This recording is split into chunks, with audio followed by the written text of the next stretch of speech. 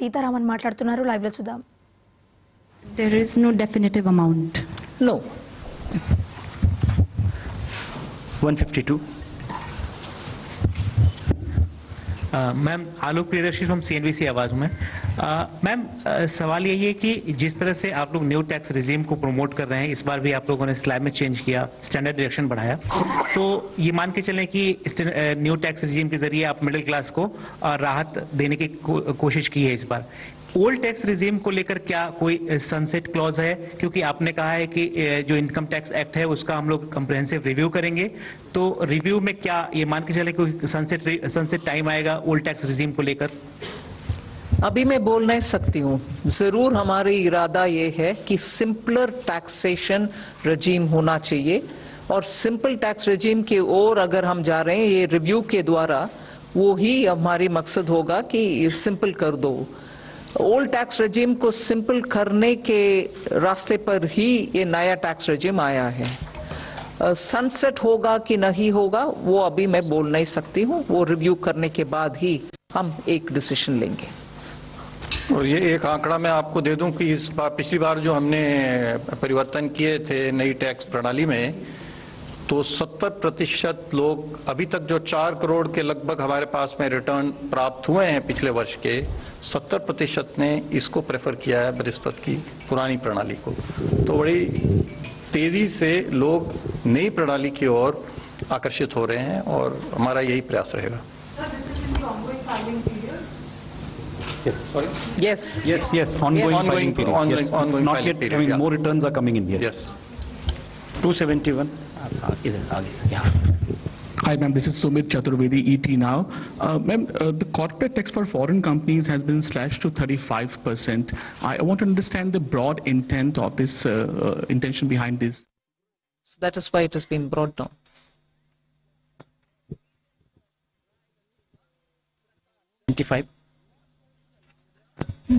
Just to add to that, there was a widened differential between foreign and domestic companies which arose after the tax cut in 2019. When the domestic rates were cut, the foreign rates were not cut.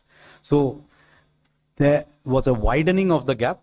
With today's change, there is still a higher rate of tax for foreign companies, but it is not now disproportionately higher than domestic. And therefore, this is something where, according to the feedback received from industry, we expect more foreign companies to invest now that this regime is adjusted in this manner. Good evening, ma'am. This is Pal Singh from Outlook Business. You have earmarked a significant allocation towards rural infrastructure today. So how much of a boost to consumption and overall demand are we expecting here from this allocation? Do you have any? So it is difficult to quantify what would be the accretion to demand coming from. I mean, the obvious increase is whatever we have increased. But yes, would there be a multiplier? Probably yes. I think with the Awas Yojana Gramin and the Gram Sadak Yojana, these two do have a lot of multiplier effects as well. Traditionally, for capital expenditure, the multiplier has been calculated at somewhere around 2.5 to 3. In the Awas Yojana, it may be a little lower. But yes, there would be a substantial multiplier. I don't have a precise calculation. But other than the Awas Yojana and Sadak Yojana, Gram Sadak Yojana, there's a major push towards the corridors. For instance, I mentioned in the context of Bihar, I mentioned in the context of Andhra, 2 corridors which are moving, one from Visakhapatnam to Chennai, the other moving from Hyderabad to Bangalore, Buxar, Purnia, and so on, and building of the Gaya node in the Amritsar to Kolkata are all towards building infrastructure in the rural areas in order that we attract more investment and enable transit of goods in those huge corridors. All these are essentially going to the rural areas in a big way. And therefore, it is not just through PM Awas Yojana and Sadak Yojana, but major investments in strengthening the corridors, building nodes, and therefore also in improving the rural infrastructure is happening. 11. Ma'am, I'm Maria Shakil from NDTV and NDTV Profit. Congratulations for creating history today by becoming the only finance minister for having presented 7 consecutive budgets. Ma'am, My question to you is about the first timer scheme, because as you said, that employment perhaps sums up the essence of this budget. Would there be more blueprint coming out as to how this first timers scheme will be playing out, and what will be the role of private sector?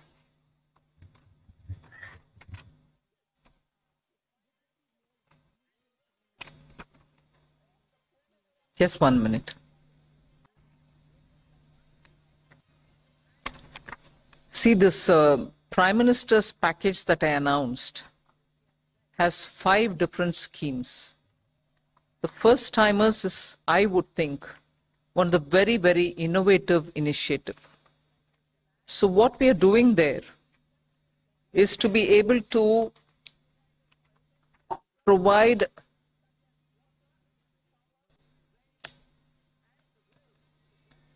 first timers one whole month's salary as subsidy. And this will be put into their account as direct benefit transfer, but possibly in tranches. When an employer picks up a first timer, and this is through the EPFO that you get to know that they have paid their provident fund amounts, and therefore the first timer indicator that we are talking about will be established. So they can't just say one of the existing employee is a first timer and claim it. There are enough checks and balances in the system to make sure that indeed the first timer is coming in. And then the first timers will be put through that learning curve, and this will help them to acquire skills so that they become fully productive. This kind of a subsidy giving, one, you give the first one month's salary. 2, you're also giving both for the employee and for the employer subsidy. So the applicable person for whom it is being given may even draw a wage up to 1 lakh rupees. But to the extent of 15,000 is what you're giving as a subsidy. The installments, as I said, for the first 1 month wage that you want to give will be done over 3 installments, direct into the first time employee's account. One compulsory measure that we are bringing in there is to make sure that the employee undergoes online financial literacy course before claiming the second installment from the government. So he may be a qualified engineer, he may be a diploma holder, he's a first-time employee in an office, he becomes a first-time employee and the employer also claims that he's been recruited. We try giving him the 15,000 rupees. He may have a salary of 1 lakh, but up to 15,000 rupees is what we are going to give. And in that, if you're giving 3 installments, the first installment will be given. But before he draws the second installment, he should undergo an online financial literacy course so that he can claim the second one. So we are not training him in engineering, we are training him in financial literacy. Post that, of course, the place where he goes to work, he's going to be working in any case. Then subsidy to be refunded if in case the employer removes him from the work within 12 months. So the employer gets a subsidy as well, but he will have to refund it if within 12 months this first-time employer has been removed out of the work. This will cover, and we expect it to cover, 1 crore persons per annum. And the scheme will run for 2 years. So up to 24 months, you can have new employees brought in, new first-time employees brought in, for whom the government will give 15,000 rupees as, from our side, 1 month, what we think, 1 month's salary. Although his salary may be any amount, but to a cap of 1 lakh. And then he undergoes some financial literacy course, post which the second installment and the third installments can be withdrawn, put into his account. But most important is if the employer removes him within 12 months, the employer will have to refund the subsidy given to the employer. So that's how that scheme works. 278. That's it. If I may just add, details are available in the budget speech in the Annex. annexure on page 31. So there are details of all the five schemes in this package. If you go through them, there's considerable amount of detail which you can get. Hi, good evening. This is Priyashmita from Informist. I have 2 points from the budget that I would like to ask. The first is nominal GDP has been pegged at 10.5%. And we have seen that growth is on a high momentum, and even the RBI has pegged growth at 7.2%. And the Econ survey said that it is going to be between 6.5 to 7%. So a 10.5% nominal GDP looks a little conservative. What is your view on it? And the second is that there's a mention that beyond FY26, you would want to reduce your debt to GDP. And you've mentioned that, the 4% debt to GDP it's a thing of the past. So what do you think is a sustainable debt to GDP or a desirable debt to GDP at this point? Thank you.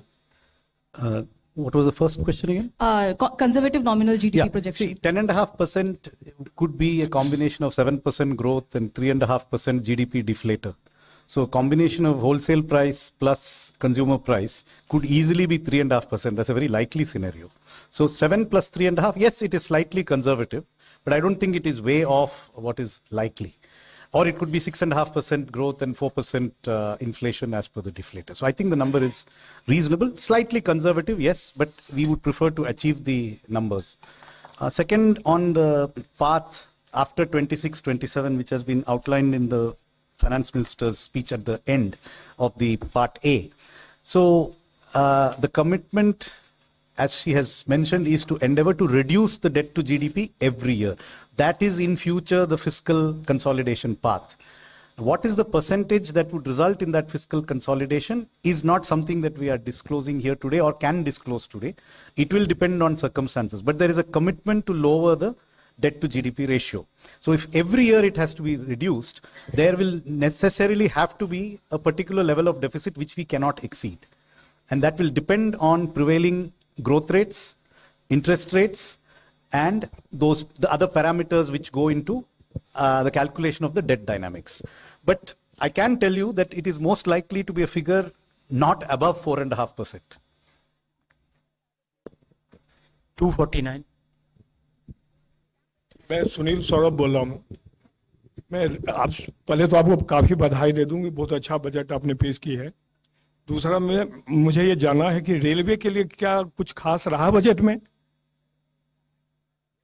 Which organization you are from? कौन सा पत्रिका से जी? Paper में हूँ, लोक Bharti paper है। Sorry? लोक भारती। लोक भारती। जी हाँ। तो पहले तो बधाई दे दिया हूँ मैं आपका, बहुत अच्छा बजट आपने पेश की है और रिकॉर्ड भी की है। 7 साल से लगातार आप वित्त मंत्री के रूप में काम। मेरा कहना है कि रेलवे के लिए क्या कुछ खास हुआ, क्योंकि कोई जानकारी हम लोग को अभी तक नहीं मिली कि रेलवे के लिए क्या गया है। दूसरा, मैम, रेलवे में सीनियर सिटीजन्स को कंसेशन मिलता था। आप यहाँ पीआईबी में है, पीआईबी जर्नलिस्ट को भी कंसेशन मिलता था। कोरोना में वो बंद हो गया। कोरोना को खत्म हुए भी 2-3 साल हो गए हैं, तो फिर से ये बहाल नहीं हुआ। क्या इसकी उम्मीदें हम लोग कर सकते हैं कि आगे बहाल होगी या नहीं?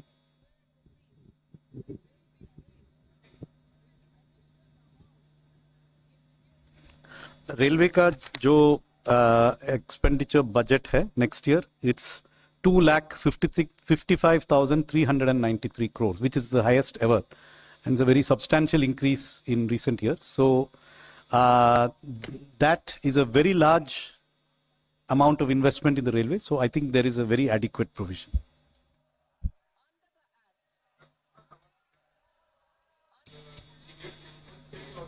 जर्नलिस्ट के लिए कंसेशन ठीक है, सुना।